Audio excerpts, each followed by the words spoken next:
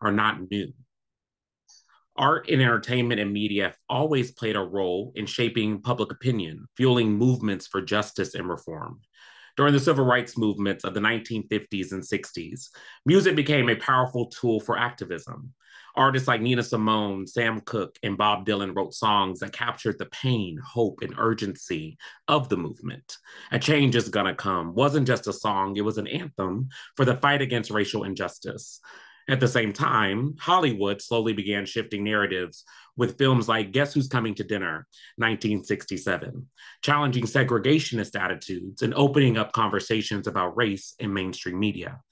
The Vietnam War also, in the counterculture of the 1960s and 70s, pushed pop culture into political spotlight in a new way. Anti-war music like Creedence Clearwater's Revival's Fortunate Son and John Lennon's Give Peace a Chance helped turn public opinion against the war. Meanwhile, films like Apocalypse Now and Platoon forced audiences to confront the brutal realities of the US military intervention. But when we got to the 1980s and 90s, we saw how pop culture engaged in new social issues. Hip hop emerged as a force of activism, with artists like Public Enemy and NWA addressing police brutality and systemic racism through their music. Meanwhile, the AIDS epidemic sparked advocacy in Hollywood, as films like Philadelphia 1993 and TV shows like The Real World put LGBTQ plus rights and public issues at the forefront of national conversations. But when we got to the pop culture digital age, there was a rise of the internet and social media, and it transformed how pop culture influences advocacy. No longer was it just a realm of artists, activists. Now it had direct channels to us, the public. The 2000 and 2010 saw celebrities and artists using their platforms to engage in political causes, from Beyonce's incorporating feminist themes in her performances to Colin Kaepernick kneeling during the national anthem. Pop culture figures have sparked discussions that extended beyond entertainment. But the impact of pop culture is not just a US-based thing. Globally, films, music, and digital movements have influenced politics and social change. K-pop fans have organized online activist campaigns, from flooding racist hashtags with fans to raise funds for Black Lives Matter. Bollywood films have started tackling LGBTQ rights with movies like Sadhu, Magal, Nada, Nasavan, portraying same-sex relationships in a way that is challenging cultural taboos. And artists like Greta Thunberg have leveraged social media and pop culture to bring attention to climate change, inspiring a new generation of activists. Because at the end of the day, pop culture isn't just entertainment. It's a reflection of our values, our struggles, and our collective power to create change. But pop culture's impact is only as strong as the people who take inspiration and turn it into real world action. It's not just about consuming culture, it's about driving change. That's why I want to introduce someone to you all that embodies this principle, Tariana Cuthrell. Tariana is a senior at George Mason University studying environmental science and serving as a fellow within the Honors College. Through this initiative, she created a project designed to empower students to understand and leverage their political power. As a dedicated community advocate and environmental activist, she is passionate about fostering civic engagement and equipping others with the tools to drive a meaningful change. Her work extends beyond theory. She has actively worked with underserved communities to address environmental justice issues through strategic community organizing. More importantly, she ensures that advocacy leads to tangible, lasting impacts, not just conversations. At a time when activism is reduced to online discourse, Tariana represents what it means to turn awareness into action. Her commitment to advocacy, environmental justice, and community empowerment is a testament to how the next generation of leaders is shaping the future. So please join me in welcoming Tariana Cuthrell. Thank you so much for the introduction. I am the aforementioned Tariana. I did want to quickly note to everyone in the chat, if you're an undergrad, there is a pre-survey that I would like for you to take. This is going to be for my research project. It is completely anonymous. There is a section for you to put your name if you'd like, but you do not have to. It is not necessary. And some of you have gotten the link already. So if you've already done it, don't worry about it. But I do want to share my presentation with you guys. So this is called Power in Action, Activism for Beginners. So this whole project kind of started with my honors fellowship, and I was working on DEI initiatives. So I really want to thank Dr. Craig for all his help in helping this project come together and all his support for this project. And then really the crux of the issue is we're constantly seeing headlines about environmental disasters, extreme weather events, extinction events, government action. And I wanted us to take a lens and see how real change can happen through everyday people like us getting involved. And the crux of the matter is the individual and a collective holds a lot more power than you would think it does. So today, I'm going to discuss how you, as students, can advocate for environmental change here in Virginia. Specifically, we are going to talk about Fairfax County, and then I'm also going to discuss the national level as well. And I really want to hone in on you don't have to be a politician, you don't have to be a celebrity, you don't have to be a scientist, you don't even have to be an environmental studies major. Anyone can make a difference. You just need the right tools, and that's exactly what I'm going to give to you today. At the end of this presentation, I have a toolkit that I created that has a few templates and some helpful links for anything that I'm going to talk about today. And then if you guys have any questions while I'm going over this, feel free to put it in the chat. So as students, we have the power to vote. We're in community with others. We're going to keep sharing information because that's one of the main issues, a lack of information sharing. And we're also going to ensure that we keep showing up because things get done the more you show up because then your representatives see that this is something that they want to, that they care, that you care about, and then they care about it in return. So my first section is who represents you? I wonder if you guys can put in the chat how many of you guys know who your actual representatives are, because you have more than just Governor Glenn Youngkin, and then we also have our senators Tim Kaine and Mark Warner, but Virginia State also has a set of legislators, and I wanted to show you guys a link that you can use to find your legislator. I'm just going to open it up really quick. And so what you'll do is you will just type in your address into this box right here, and then it'll show you exactly who your legislator is. So depending on where you live, everyone has their own separate legislator. And also, we have Fairfax County Board of Supervisors. If you don't live in Fairfax County, you will have supervisors for a board of supervisors wherever you live. But in Fairfax County, it's going to be Jeffrey McKay, which is the chairman of the board, and then each district has their own supervisor. So on the website, you can also see which district you're in to find who your supervisor is going to be. And then we also have GMU student government, and these are the students who make change on your behalf here on campus. So I know that politics can be seen as a sensitive topic or like something that's kind of like off limits, especially like at work or like, there's the whole thing like, oh, Thanksgiving, don't talk about politics, that is.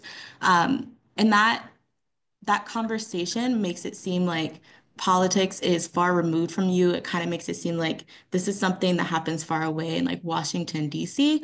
But actually, politics shapes your everyday lives in more ways than you might think. So I particularly in my work, I focus on local and state government.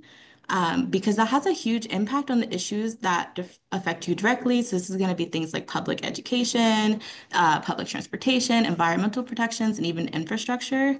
And I also wanted to note that in Virginia is one of the leaders in progressive policies. So Virginia has made some commitments to clean energy, and we have stronger regulations on water pollution, and we have good investments in public education. And so I think especially with the political climate right now, with the executive branch, a lot of people are having feelings of hopelessness. But I think one of the things that we should lean into is states' rights, which is basically the federal government can set the minimums, but your state can decide to do even more than a minimum. So when we engage in the political process, whether that be voting or contacting your representatives or showing up to local hearings, we shape the policies that impact our communities. And so a couple ways to do that is you can phone in to your representative, you can email them, you can show up to those in-person meetings. Like I said, a lot of like counties will have town hall meetings where you can show up and you can request do public comment. And then also another way, one of the biggest way is to vote. So make sure you are voting for who you want to see.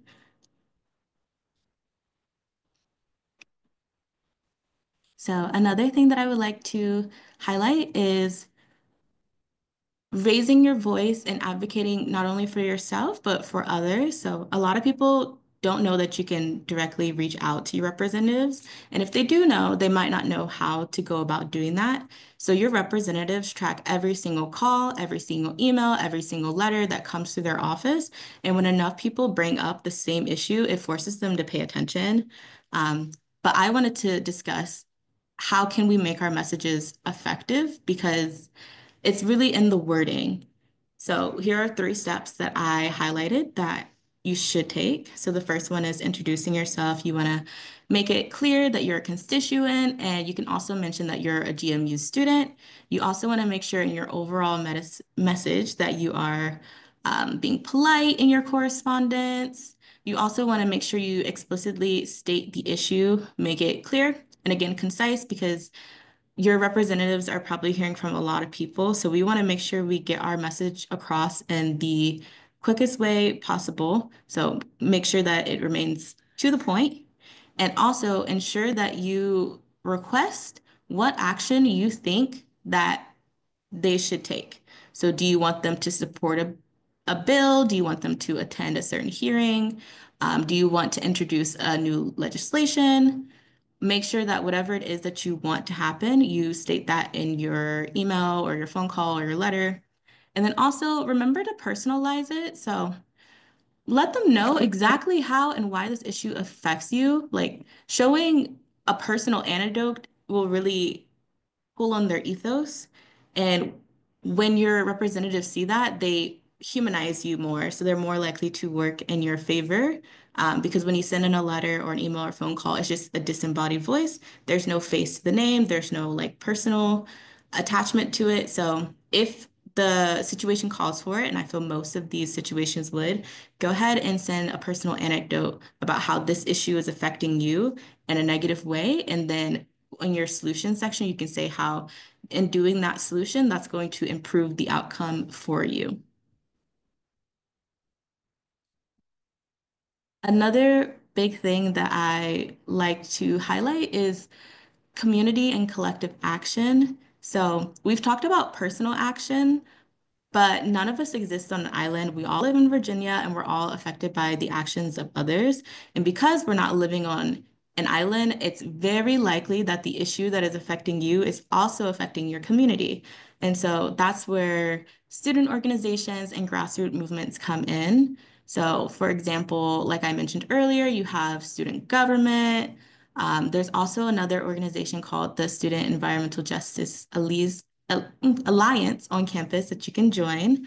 Um, and they all have wonderful volunteer activities, or with student government in particular, you can reach out to whoever the undersecretary is for the issue that you are concerned about. For environmental, it's Emily LeBrun. She's related to sustainability and environment. So if there's any issues that you see on campus, that is going to be someone who's a good contact for you. As far as Virginia organizations, there are groups like Relief Fairfax that are actively working on reforestation efforts in the area. Unfortunately, Fairfax is becoming more and more urbanized, and that is leading to greater climate impact. So we're less resilient against extreme weather events, such as like heat waves, like trees help cool down. So we want to make sure that we're paying attention to the amount of trees that we have. So really Fairfax is a good one for that. You also have Casey Trees. They're more based in the DC area. Chesapeake Bay Foundation, they are a bit more of a larger organization. They work with any state that runs through the Chesapeake Bay estuary, as well as we have the Virginia Conservation Network. They are a network of different smaller grassroots organizations coming together with one voice. And what they do is they push for stronger environmental laws. I also wanted to talk about communication. So one of the big things about collectivism is making sure that other people know what's happening. So you can share information via social media with your friends or just sending out a post to anyone who's following you. You could do word of mouth, any kind of flyers. If you want to email, maybe you see an interesting article or an interesting legislation, or maybe some sort of rally is coming up, email it to your friend or people that are in your like cohort. Um, I also want to say that advocacy doesn't have to be complicated. So something as simple as going to a rally or sharing a petition can be really meaningful ways to contribute. And the most important thing is that we need to stay engaged and encourage others. And another way that we're going to stay engaged is going to be continuing to be informed. So you can attend workshops or conferences. The environmental science department is always having different workshops about new research in the area or any research opportunities. You can also read industry publications. There are a multitude of online courses. So one that's really easy is called Save Our Streams. It just tells you if you're going to be hiking, steps that you can take so that you don't leave a footprint behind. We want to leave nature exactly how we found it. And then also read any relevant books. One that I'm reading right now is called Spillover. It's about how environmental degradation can lead to infectious spillover from animals into humans. So that's one that I would personally recommend. But there's so many green books out there that are short reads or very interesting reads, and they're not too academic. They're written so that anyone, even if you're not within the environmental space, can easily digest them. And the last thing that I want to highlight is petition signing. So I know petitions have a little bit of a bad rep sometimes, but a lot of the work that has been done is because a group of people came together and decided that there was an action that they wanted to take and said, let's get some support for this action. And so once they have a sizable amount of people, they've sent it off to their representatives. And then at that point, your representative is like, okay, 10,000 people support this action. Let us work for our constituents, because that's how the political process works. When it's a well-oiled machine, your representatives see that you want something done. They see a lot of people want something done, and then they start to push for your favor because you are the reason why they're empowered. They work for you. And so there are three main ways to really collect petition signatures. It's going to be like an online petition platform like change.org. You can do paper signatures. So I'm sure a lot of you guys have seen that on campus around like the JC. People will stand out there with clipboards and say, hey, here's my issue. We're trying to get signatures. Would you like to sign it?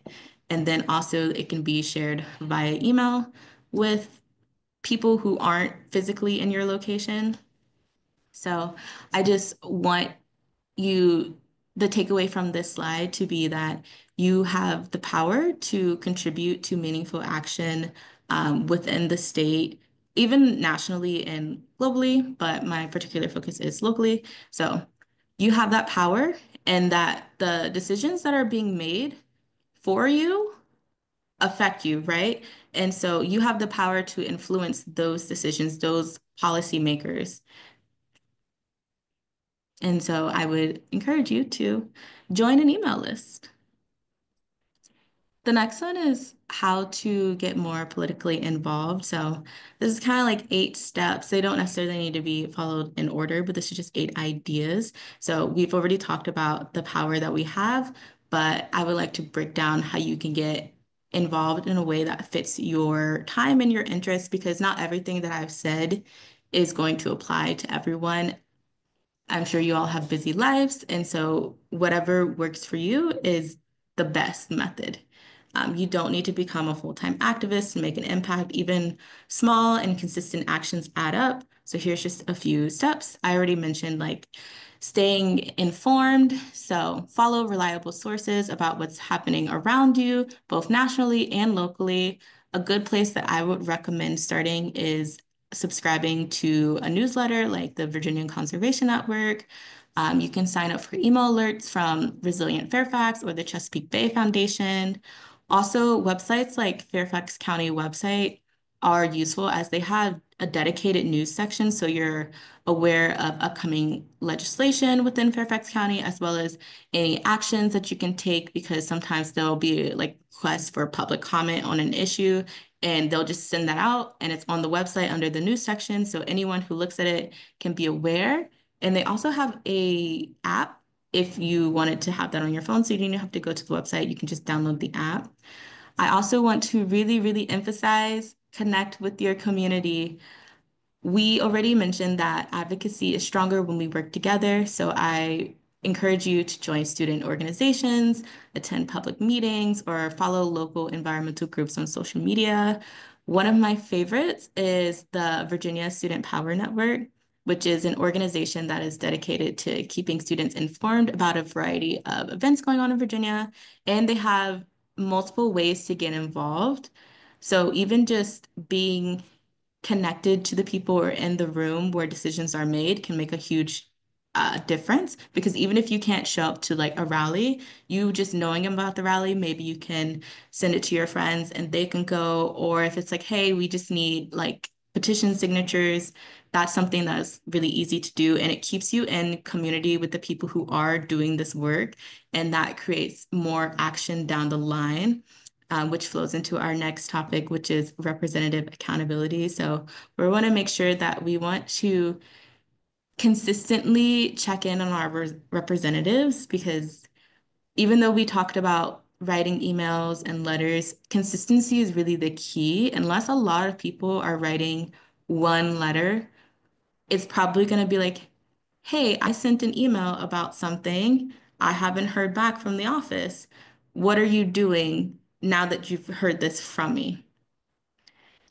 So we want to make sure that we maintain that consistency, because that's when your representatives really pay attention, when they hear from the same group of people multiple times. Even if you can't send out a full like email or a full letter, even like a simple, I support this environmental policy and I hope you do too, can make a real difference. And I would also say, if you can, one of the most effective ways to keep them accountable is showing up to public hearings or meetings, because that shows a stronger message. Like, you're not just willing to send an email, you're willing to show up at their door and make sure that they are maintaining accountability for the issues that you care about. Also, vote, vote, vote. So, voting is really, really important. It's one of the most direct ways to influence not only environmental policy, but policy in general. And this goes on and like voting just for yourself. We want to help others vote as well. So, if you have anyone in your life that's maybe not signed up to vote, go ahead and remind your friends about deadlines. You can also volunteer with voter registration drives. And also, I would recommend learning about down ballot candidates who shape local environmental policies. And if you don't know what a down ballot candidate, it's someone who is not at the top of the ballot. So, for example, in the most recent presidential election, at the top, you had the presidential candidates. And then as you went down, you might have had, if it was a state that was also doing like new Senate elections, you would have that. And then at the bottom, you would have your local elections. So in a ballot, you technically don't have to fill out every single circle for it to count. You just need whatever you fill out is what they count. So some people don't care about things that are on the bottom of the ballot and they will only fill out for like the president. And then they'll send that in and then their vote still gets counted for the presidential vote. But then for local county ordinances and things of that nature, there's no ballot for that. So one of the things I want to harp on is the people who are the down vote candidates, sorry, down ballot candidates end up being the up ballot candidates eventually, typically, right? Because most political people start their careers as like their own city council, and then they might become mayor, and then they might become governor, and then they might go to senator, and then they might go to presidency. But it all starts down at the local level, because if they can't get local support, they can never make their way up to like the executive branch. So if these people are eventually going to be the pool of candidates that we choose from. Let's go ahead in the beginning, choose from a good pool of people. So that way, when they do get to the point that they're in the up ballot section, you're not, hopefully, not choosing between two bad candidates. You're choosing between some candidates that you actually like. I also want to say that on the down ballot, that is where a lot of the local ordinances, so things like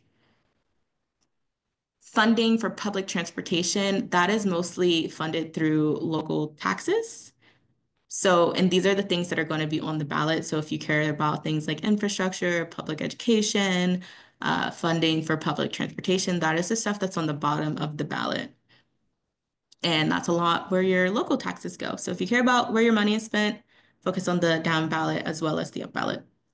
I also want to talk about taking action. So we already talked about lots of ways to do digital advocacy, but I really want to stress that attending rallies and also doing things like showing up at hearings and things and doing environmental cleanups, maybe organizing a letter writing campaign can all be helpful in creating real change. Even just so much as talking to your friends and family can be really helpful to improve awareness. And also, not just advocating for yourself, but advocating for others and advocating for the earth. Not everyone has the voice to make the decisions that would affect them. There are a lot of people in the US who are not eligible to vote. So this is going to be children, maybe people who are undocumented. They are still affected by policy that happens. And so if you, who has the ability to affect policy, is not doing anything or just not really caring about these kind of things, it's not just you who's affected, but your community is also going to be affected. And of course, the earth cannot advocate for itself. So we, as the humans who are in the political process, we have to take up that responsibility and make sure that things like reforestation efforts for Fairfax County happen. And then last thing, volunteering is really, really helpful. Unfortunately, there just isn't a lot of funding for things like cleanups and regular maintenance of things. So if we want our environment to get better, you have to put in a little bit of elbow grease. Um, and that's just the sad fact of the matter. You have to get out there and do things. Of course, if you're busy, do what you can, email someone. But if you can get out there and volunteer, that is going to be so helpful because you cannot exist outside of your environment. So if we want a nice environment, you have to participate in that. And so I guess my key takeaway for this slide is start where you are. If you only have time for one step right now, it's okay to just take that step. Like if right now you can only just stay informed and you can't really go out and volunteer right now, then that's okay. Or if you can keep community with people, like you're engaging with people on social media, because that will help push those posts. Then or those accounts that are associated with things that you want to happen, then that's also fine. Every little step matters because while all of your individual actions lead up to collective action. So the more we engage, the more power we build. And as history has shown that when students mobilize, really real lasting change can happen. Students are a very big political cohort. And so I think if we utilize that now, then there's only up from here. My closing remarks. Just remember that you have the power to shape the future through your vote and your voice.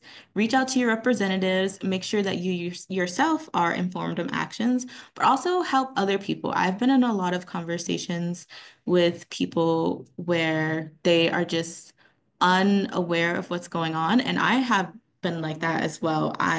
Through my major, I have become more political, but when I started 4 years ago, I was very apolitical.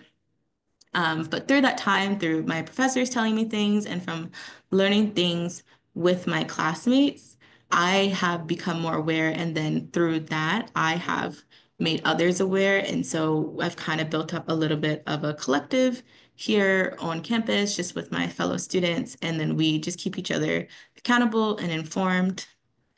I would also say that remember that change doesn't happen overnight, but when we show up, when we vote, when we speak out, when we push for change at even the local level, we can make a difference.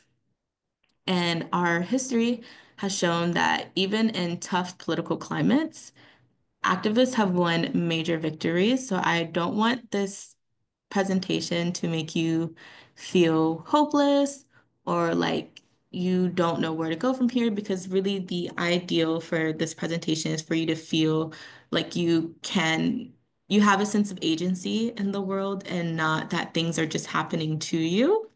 I want you to feel like you can make things happen for you. Also, just some positives as far as the historical changes.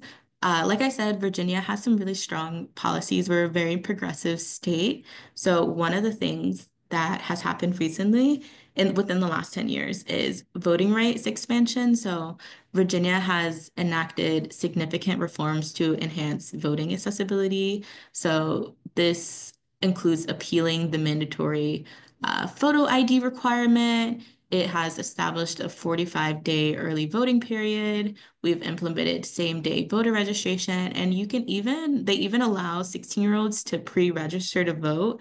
And this is certainly not the case in a lot of states. So we are heading on the right path here in Virginia. So remember that. And even though things at the federal level may not be going well, at the local level and at the state level, we can continue to push for a better outcome for everyone. I also wanted to talk about the Virginia Clean Economy Act, which is mandating the transition to a carbon-free electricity grid by 2040.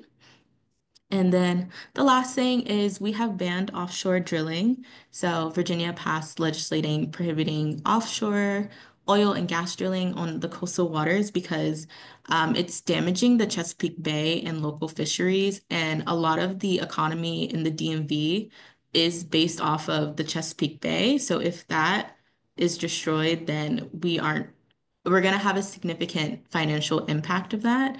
So, and this decision was driven by public pressure, by environmental groups, and by coastal communities that were concerned about the risks to the marine ecosystems and the tourism economy. And so from here, what are the next steps? So I have created a student advocacy toolkit.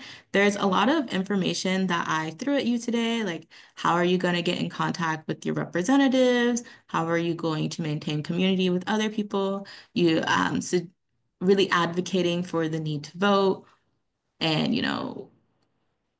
sending in emails and letters. So what I did is I made some templates. I made some email templates. I made some phone call templates. I also have a list of links that can help you find your representatives, um, as well as links for how to stay up to date with environmental happenings, as well as just other political happenings, and then also just some organizations that I felt that would be good for you to sign up for and get involved in. So those are some links to like volunteering.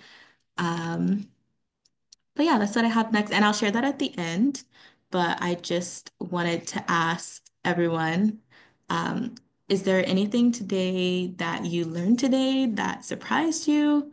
Or is there any action that you think that you could take in the next 6 months?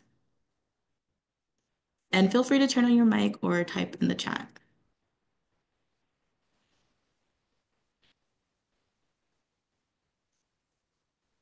And while you guys are thinking of that, I will show you the toolkit that I made.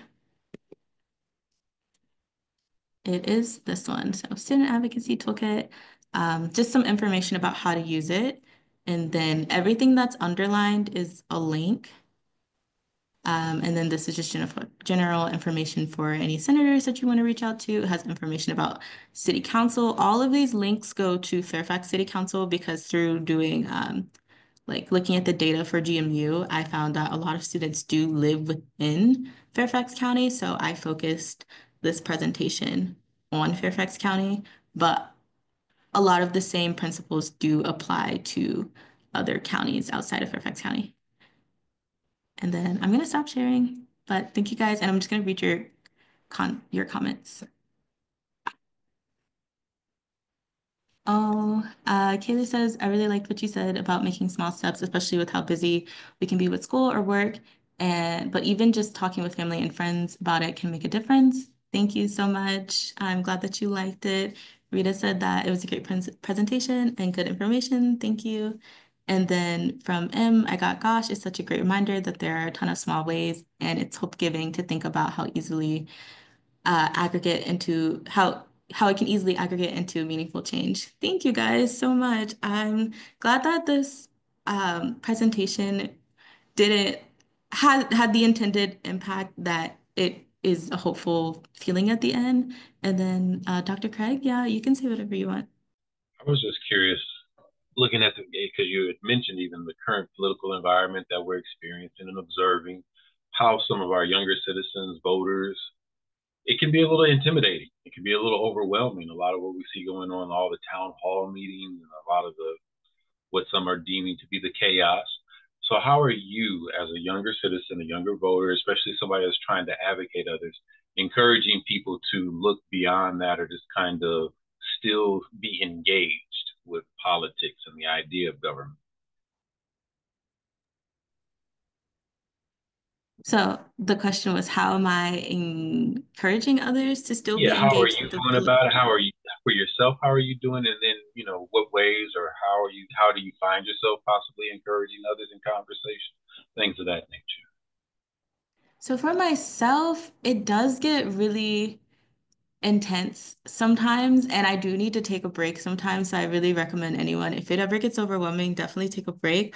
But outside of that, I really, I guess because I have such a passion for it, that for me, with at least my social media, it keeps me pretty up to date with what's going on. I'm not an active poster, but of the people that I follow, keeps me like up to date with things. So when I see like stories about other people who are doing good work, or if it's like an organization that I really like and they're like, hey, we could really use help doing XYZ, especially if it's something as easy as doing like just a petition. I think that's what encourages me because I can see other people doing things and that makes me want to do helpful things. And then in return, I think that's how I encourage people. I'll be talking about some project that I'm working on with a friend or a colleague, and then they'll ask me like more questions about it. And then from there, I just kind of like tell them everything that I know that I think would be helpful for them to know. And then from there, I encourage them to tell their friends. So I hope that answered the question. No, it absolutely did. It made me think that, your generation is a lot different than what I grew up with or even what I observed in my parents or grandparents. And like you all are connected differently. Podcasts, social media, like you're saying, different ways that you're finding yourselves to be informed. So I think you absolutely answered or touched on the question of how, like, you know, newer generations of citizens and voters are kind of navigating the political landscape. Thank you for your question. That was a good question. Em, you can say what you want to say. Hey, first of all, outstanding presentation and just advocacy toolkits in general can be so useful for giving people a comprehensive resource. So love that and loved your presentation. But my question for you is, I loved your point about like finding stories about environmental issues as well. And I wanted to ask if you had any favorite other books that you were reading about environmental justice issues, because I think it's a good reminder that we don't always have to learn these things from a textbook in a classroom setting, that these things can be like creative and interesting in their own right on those more nonfiction avenues. I do, but I do want to stress or just acknowledge that because the environmental field changes so rapidly, not all of the books that I have read are the most up to date. So a lot of what I've read has been um, conceptual work, but I do have some books that I really like. I'm pulling them up right now for you so I can give you um, an example. I think off the top of my head, I think I read a book called World of Wonders by Amy Nez. That one was really good. I personally am really into kind of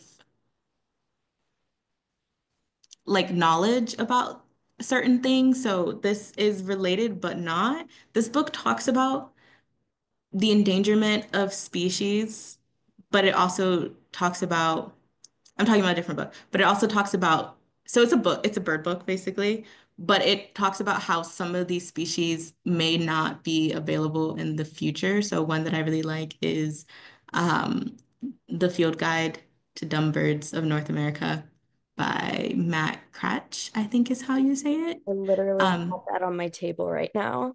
It's a great. So yeah, that's one that I really like. Sorry, I don't have any more off the top of my head. We can connect later, but no, great recommendation for sure. Thank you. Any other questions from anyone?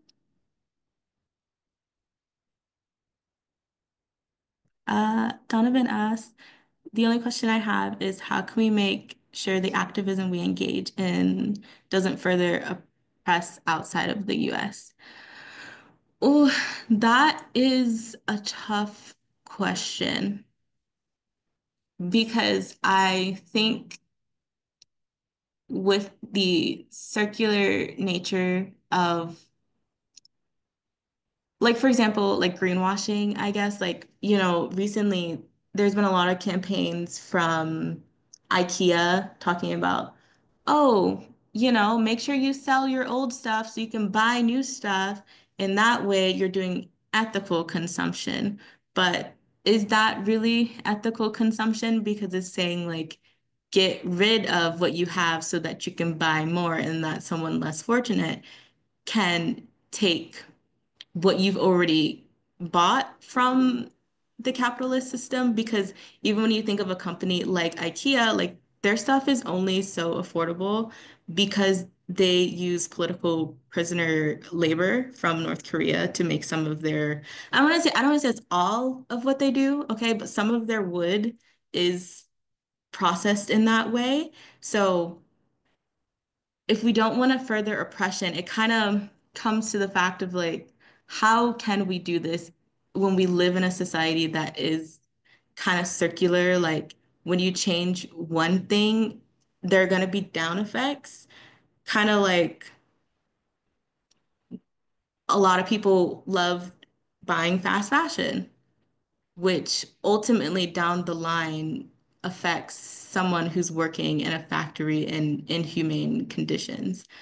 So I don't really have a good answer for that because I have found that some issues can create further oppression outside of the US, and I'm not super knowledgeable about that. What I would say as a hopeful answer is at this point in time, what I see is working to the best of your abilities with these nations outside of the US to try to uplift everyone. And I know that leads to a lot of geopolitical tension. So this really is not the greatest answer. Um, but that's where I am now. And I wish I had a better answer for you, but I simply don't know.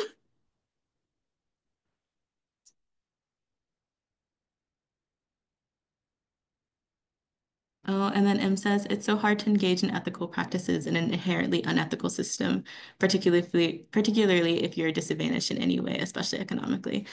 I 100% agree, right? Because if the system itself is broken and there's really no way for you to opt out of the system, or if you do opt out of the system, you have to take very drastic steps to get to that point. And that is really not an option for most people. Like, there is someone who lives in Arlington right now who is somewhat off of the grid, but they're not completely off of the grid. I mean, just to think of like Arlington, Virginia, as someone being off the grid is kind of ridiculous. Like, not that it's ridiculous that this happened, but that's like an interesting concept. Like, it feels like it doesn't fit.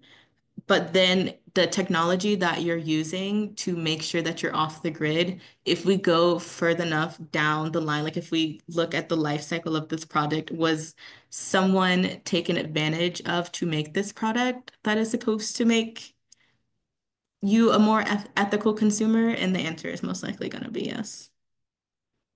Not to turn this conversation into an entire ethical classroom or course, but one of the things to keep in mind is the idea that, especially when we're talking advocacy and politics, both all of that is clothed in the idea of ethics, but ethics are based upon the environments in which we are, raised in, and so your ethical perspective could be greatly different than mine, and so that's one of the very, I don't want to say confounding things about this idea of ethics and morals is, how can you tell somebody it's ethically wrong to steal if they're stealing an apple or a banana or some sort of piece of fruit to feed their child or something? It'd be, they feel more ethically or morally wrong to let this child suffer or to go hungry, things of that nature.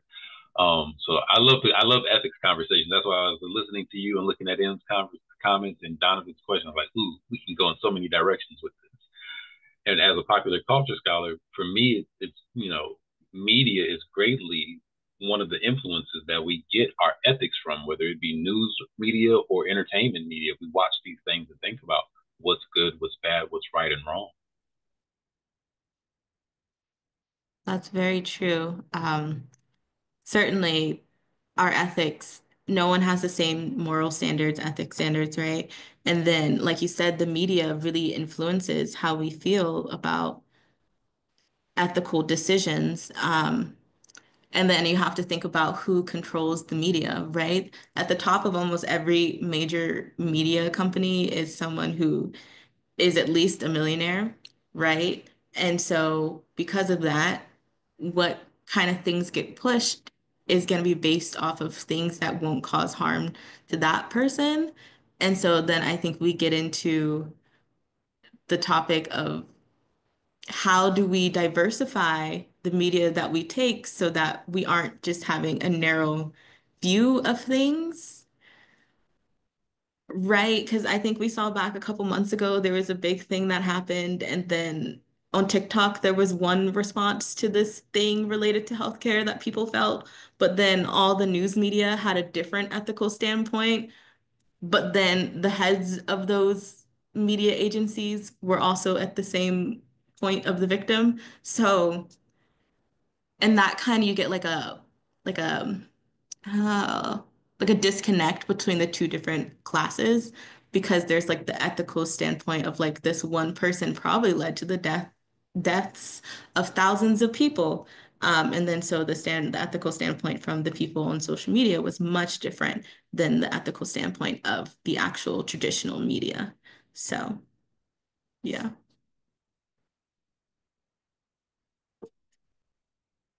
Well, if anyone has any last comments to say.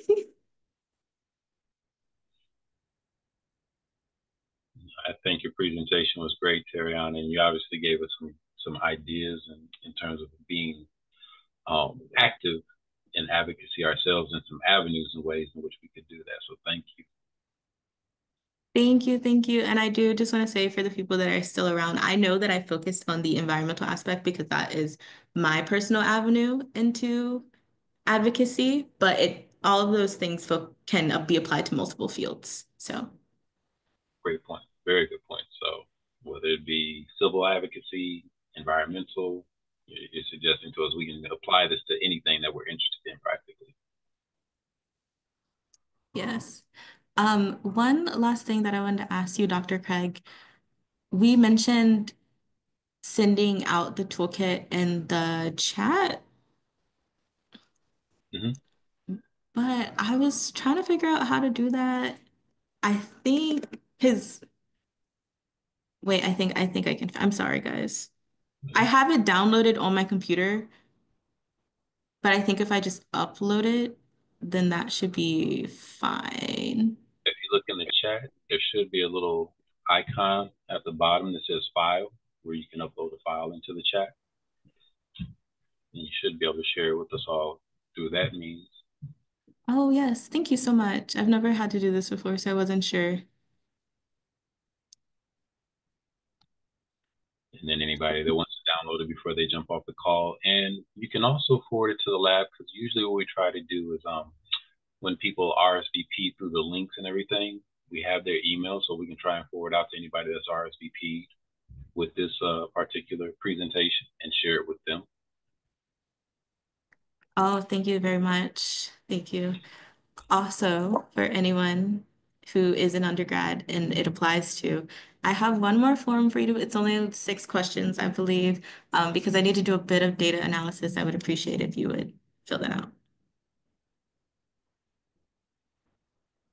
Something else that you made me think of, and this is just after hours conversation. I want to thank everybody for attending and taking the time to listen to Tariana and hopefully getting some good information.